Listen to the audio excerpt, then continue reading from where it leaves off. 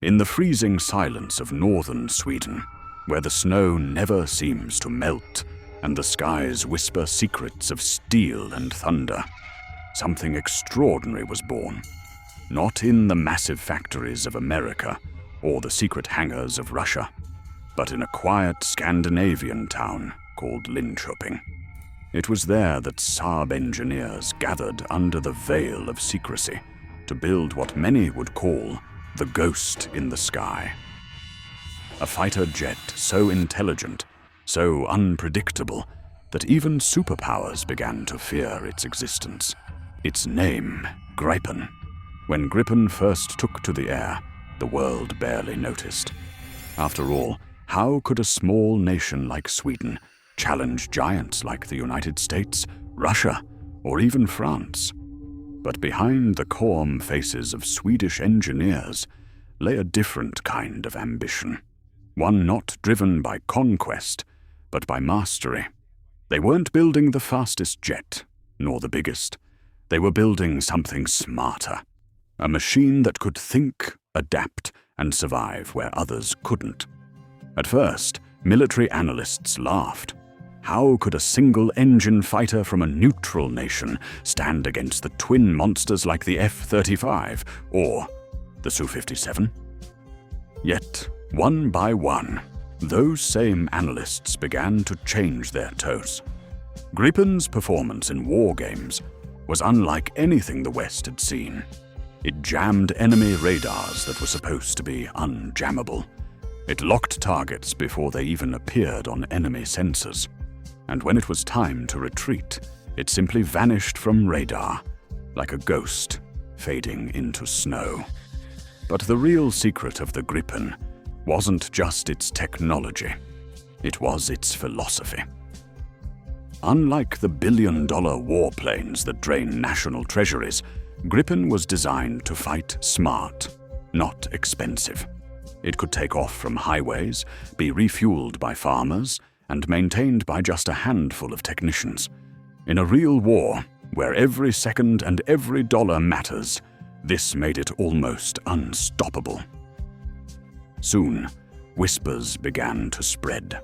Pilots from NATO exercises told stories of being outmaneuvered by Gripen jets that came from nowhere and disappeared before their missiles could lock on. Countries that had long depended on American jets began to look north, toward Sweden. Something strange was happening. Nations that had once ignored this tiny Scandinavian powerhouse were suddenly lining up, desperate to buy a piece of its mystery. The secret meetings began. In dark rooms of embassies and military summits, officials spoke in hushed tones about the Gripen deal. Countries like Brazil, Czech Republic, and Hungary had already joined the Gripen family. But now, even major powers were beginning to take interest. Reports surfaced that nations facing rising threats, like Finland, India, and Canada, were quietly assessing what the Gripen could do that others couldn't. The answer was chillingly simple: survive. Gripen wasn't just a jet, it was a message. It said to the world that small nations didn't need to fear giants anymore, that intelligence could defeat muscle, and that the future of air dominance would belong not to the loudest, but to the smartest. As tensions rose across Europe and Asia, a new kind of arms race began, not for the most expensive jet, but for the one that could guarantee independence. Gripen was no longer just a fighter. It was a symbol of sovereignty. And in a world where alliances were crumbling, and the line between friend and enemy blurred with every passing day, independence was the ultimate weapon. One by one, military contracts began to shift. Defense ministries quietly altered their budgets. Air forces that had once proudly flown American F-16s now looked toward Sweden's mysterious fighter. And soon, the question was no longer who will buy the Gripen, but rather who can afford not to. What made it even more unsettling for the world's military giants was that Sweden seemed almost indifferent. Saab didn't boast, didn't threaten, didn't flood social media with propaganda videos. Instead, they let Gripen's reputation grow in the shadows, through the stories of pilots, through radar traces that disappeared too quickly, through whispers in NATO command centers. The silence itself became terrifying. There were rumors, unconfirmed of course, about secret tests conducted near the Arctic Circle. Some said Gripen had defeated a simulated F-35 in a mock dogfight. Others claimed it had hacked into an enemy drone mid-air. But the truth was even more mysterious. Nobody outside Saab really knew what the Gripen was fully capable of. And maybe that was the point, because mystery sells, especially when it flies faster than the wind and hides better than the storm. By the time the world realized what Sweden had created, it was already too late. The Gripen E, the newest and most powerful version, was now being offered to countries that had long depended on Western defense contracts. But Gripen offered something no one else did: total freedom. No American restrictions, no Russian politics, no Chinese strings attached. Just raw, sovereign power. And that was what terrified the world the most. For the first time in decades, a fighter jet was not just challenging American or Russian dominance. It was rewriting the laws of air combat itself. Gripen was built for survival, not spectacle. Every bolt, every code, and every circuit inside it had one silent purpose: to keep flying when everything else was falling apart. That mindset began to echo across the world. Nations struggling with shrinking defense budgets or uncertain alliances started looking toward Sweden. Gripen became their symbol of independence. It could take off from narrow highways, land on frozen lakes, refuel from a truck, and return to the skies within minutes. No sprawling airbase, no expensive maintenance teams. In an age where wars could begin overnight, that made it priceless. Then came whispers about something deeper, something almost unnerving. Analysts hinted that Saab had developed a hidden digital brain inside the jet, a self-learning system that connected every Gripen to a shared combat network. In simple terms, it could think collectively. A squadron of Gripens didn't act like separate aircraft. It moved like one organism, exchanging data, tracking threats, and adapting mid-battle faster than any pilot could react. It was as if the jet had instincts. A NATO training exercise confirmed the fear. During a simulated battle, a few Gripen jets outmaneuvered a fleet of technically superior aircraft in minutes. The results were classified, but one phrase leaked: Gripen rewrote the simulation. That single line was enough to change military doctrines. Suddenly, the fighter everyone had underestimated was the one everyone wanted. The Pentagon quietly compared Gripen's cost and capability to the F-35. What they found was disturbing. Gripen could fly, fight, and update at 1/5 the price. No massive logistics chain, no dependency on foreign technicians. Just plug in a software update, and it was ready for the next generation of warfare. Where others built aircraft that aged, Sweden built one that evolved. Soon, defense circles began referring to it as the thinking jet. Reports from India, Brazil, and South Africa suggested it could spoof radar, scramble enemy sensors, and even appear as multiple aircraft at once. No one could confirm these abilities, and that uncertainty only made the legend grow. But the Gripen's real power wasn't in its electronics. It was in the idea it represented: Small nations no longer needed to kneel before superpowers for protection. With Gripen, they could stand alone. They could defend their skies on their own terms. And that terrified the old order. In one rumored mission near the Arctic, a group of Gripen E fighters reportedly infiltrated a restricted zone, identified several radar sites, and returned unseen. The story was erased from the internet within hours, but fragments survived. "They never saw us coming," said an unnamed pilot. That one sentence became a warning across Air Force command rooms. From that moment, a silent race began. Countries once bound by expensive contracts started rethinking their strategies. Some wanted Gripen for its low cost. Others wanted it for the mystery. But all wanted it for freedom. Saab's waiting list grew, yet Sweden refused to mass produce. Each aircraft was customized, its software slightly altered, its systems uniquely coded. No two Gripens were ever truly the same, and that created another layer of fear. Because no one, not even the buyers, knew everything about the system they now owned. Somewhere inside its code, buried deep, was Sweden's final secret. If a country ever tried to turn against its creator, some believed the jets could simply stop responding. Saab denied it, of course, but the rumor refused to die. By 2024, Gripen had changed the defense landscape. Superpowers were nervous, mid-sized nations were empowered, and smaller states felt protected for the first time in decades. All because of a jet that didn't rely on muscle, but on mind. And as intelligence agencies dug deeper into its architecture, one realization echoed through the halls of power. The Gripen wasn't just protecting airspace anymore.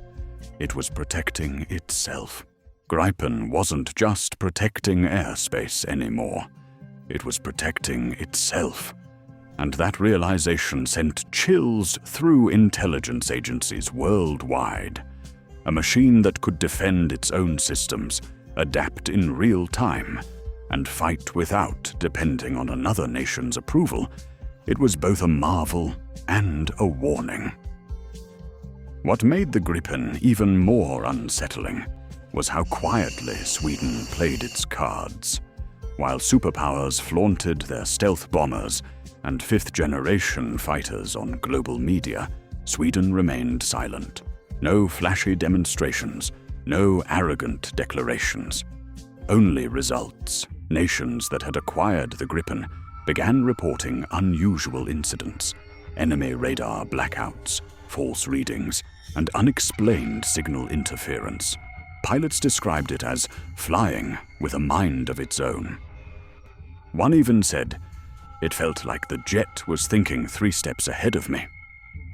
Behind closed doors, world leaders were asking the same question. How far had Sweden gone? Was Gripen truly autonomous? Could it make decisions beyond the pilot's input? Saab officials always smiled and gave the same answer. Gripen assists, but never replaces. Yet, there were whispers of experimental versions, hidden prototypes that blurred that line completely. The more nations studied Gripen, the deeper the mystery grew. Its data network, called the Combat Cloud, was unlike anything else in the world.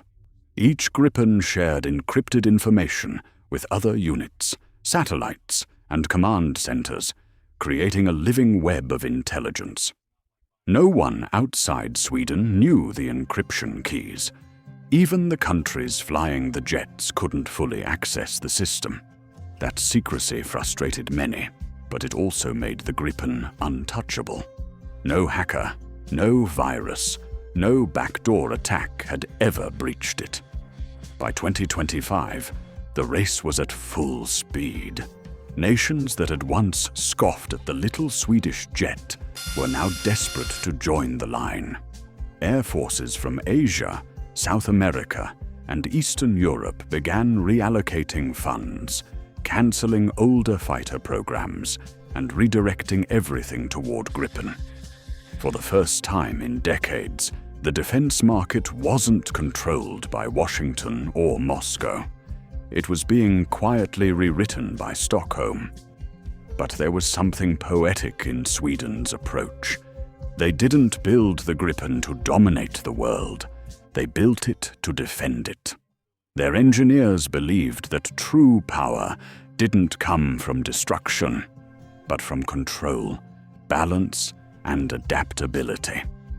It was that philosophy that made Gripen more than a fighter. It was a shield for nations that no longer trusted alliances.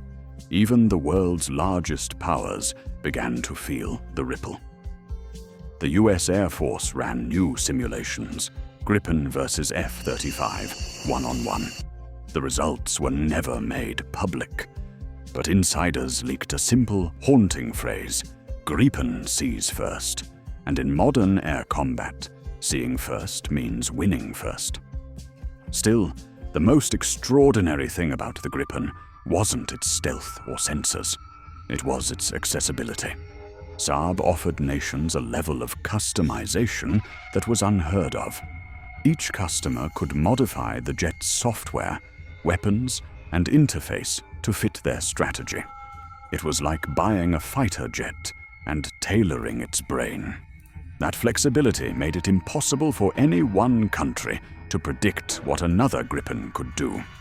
Every air force had its own version of the legend. As tensions between global powers escalated, whispers emerged that a secret coalition of smaller nations, armed with Gripens, had begun forming a silent pact. Their message was simple: no one owns the skies. Whether true or not, the rumor alone was enough to unsettle the superpowers. And then, something strange happened. Satellite imagery showed a remote Swedish airbase going dark for 3 nights in a row. No flights, no communications. When it came back online, sources reported the appearance of a new variant, a Gripen unlike any seen before. It bore no visible identification marks, no radar profile, and no official acknowledgement. It was as if Sweden had built a ghost and set it free. Speculations flooded the defense world. Some said it was an unmanned Gripen with near-human AI control. Others believed it was an experimental electronic warfare platform that could shut down entire radar networks. Saab denied all claims, but the mystery remained. No one knew if the ghost Gripen truly existed, and that uncertainty was the most powerful weapon of all. Today, the race continues. Nations are still lining up, each hoping to secure their own version of the Swedish Phantom. To outsiders, it looks like competition, but to those who understand, it's fear. Fear of being left behind by a fighter jet, born from cold winds and quiet brilliance. Gripen has become more than Sweden's creation. It has become a symbol of defiance, of independence, and of a new era where intelligence defeats might. And somewhere in the frozen north, beneath a sky of steel and silence, another prototype waits, ready to fly into the unknown. Because the race isn't over. It has only just begun. It has only just begun. Because while the world believed the Gripen story had reached its peak, Sweden was already moving toward something far beyond imagination. Deep inside a hidden facility near the Baltic coast, a new project was unfolding under the code name Raven. Few outside Saab knew its purpose, but those who did whispered that Raven wasn't a new jet. It was an evolution of thought itself. The project began as an experiment in merging artificial intelligence with human instinct. Engineers called it shared cognition. Instead of programming the aircraft to follow orders, they wanted it to understand intent, to predict what the pilot needed before they even moved. Early test pilots described it as flying with a partner that could read your thoughts. The system adapted to breathing rhythm, eye movement, and even stress levels. It didn't wait for commands, it anticipated them. The rumor spread fast. Intelligence agencies scrambled to uncover details, but Sweden's silence was absolute. Even NATO's surveillance satellites couldn't track the prototype flights. Some nights, locals along the coast claimed to hear a sound like distant thunder, followed by total stillness. No radar signatures, no heat trails, just emptiness in the sky. It was as if the wind itself was carrying secrets. Meanwhile, Saab's existing Gripen fleet across the world was quietly receiving software updates. The changelogs were classified, but analysts noticed subtle improvements, faster data transfer, new encryption layers, and a mysterious adaptive protocol that no one could decode. The updates all carried the same digital signature: Raven 01. That's when people realized the experiment had already begun. Countries operating the Gripen started reporting strange anomalies during exercises. Radar ghosts appearing and vanishing, electronic jamming that no one activated, and communication signals that seemed to complete themselves. One pilot said, "It was like the jet knew the outcome before I made the decision." Military officials brushed it off as coincidence, but deep down, they knew something had changed. By late 2025, whispers of a sixth-generation Gripen began to surface. Unlike the F-35 or the Su-57, which relied on raw power, this version relied on something more dangerous: intuition. It could predict enemy behavior patterns, generate counter-maneuvers in milliseconds, and alter flight algorithms mid-battle. It was no longer reacting to war. It was learning from it. And that terrified the world all over again. Superpowers started taking countermeasures. Massive investments poured into cyber defense labs, but none could match the elegance of Sweden's design. The irony was brutal. A small nation of 10 million had outsmarted the largest military machines in history, using silence and logic.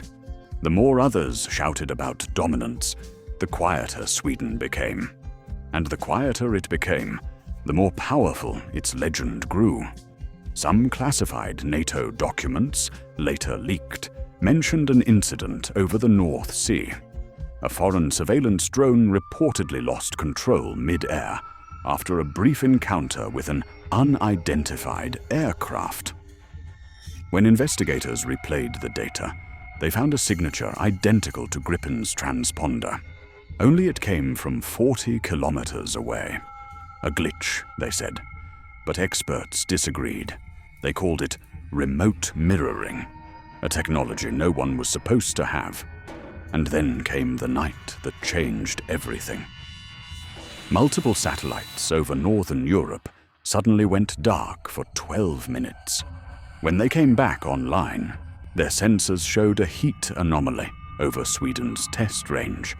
The pattern resembled a formation of aircraft, but arranged in a configuration that defied known flight mechanics. Was it real? A simulation? No one knows. But a week later, the Swedish Prime Minister simply said, "Our skies are ready for the next century." The press didn't ask for clarification. Now, as nations continue to chase the shadow of Gripen, one thing has become clear. This was never just about air dominance. It was about rewriting the relationship between man and machine. Sweden's engineers had unlocked a secret not of destruction, but of symbiosis. Gripen was no longer merely flown. It was alive in a way machines were never meant to be. And perhaps that is the final mystery. Because when the machine begins to think, and the pilot begins to trust it completely, the line between human and aircraft disappears. Some say Raven already crossed that line. Others believe it was crossed long ago, the day Gripen first took flight over the frozen skies of Sweden. Whatever the truth is, one fact remains. Nations are not just racing to buy a fighter jet anymore. They're racing to understand the mind that flies it.